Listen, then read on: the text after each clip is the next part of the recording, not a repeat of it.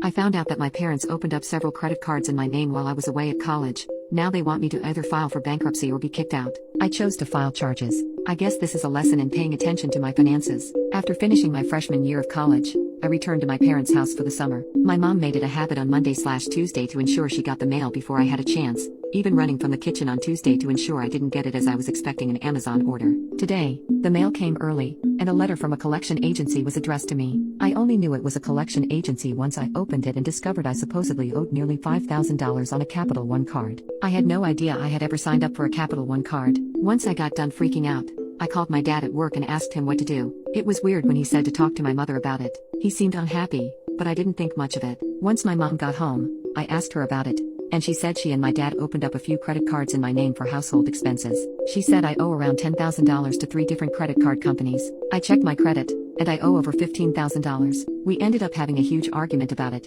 with my mom saying her parents did this to her when she was 18. She said that I could file for bankruptcy and that it wouldn't hurt me because I wouldn't be trying to buy a house for several years. I'm interested in a government-related job, and bankruptcy would probably disqualify me. She knows this, but it doesn't seem like she cares. My dad got home a couple of hours ago, and they talked to me together. Either I can declare bankruptcy once they spend up to the credit limit of the last card with any credit on it, or they said I could move out at the end of the month. It feels incredibly unfair because it doesn't sound like bankruptcy will do anything for my credit and will probably sink my job opportunities. How can I get my credit score back to where it was, around 720, and how can I get this so that it does not affect my credit going forward? Update: I filed a police report. The officer took some printouts of everything as evidence. Once I had the report, I called all the places listed on it and gave them the report number. The 3 credit card companies took it, and it was pretty cool. The collection agency wanted me to make a goodwill payment so they could start investigating my claim that it was fraudulent. They said they could still sue me even with a police report if I didn't cooperate with their fraud report. I refused as I didn't want them to be able to take money out of my bank account. I never told my parents that I went to the police,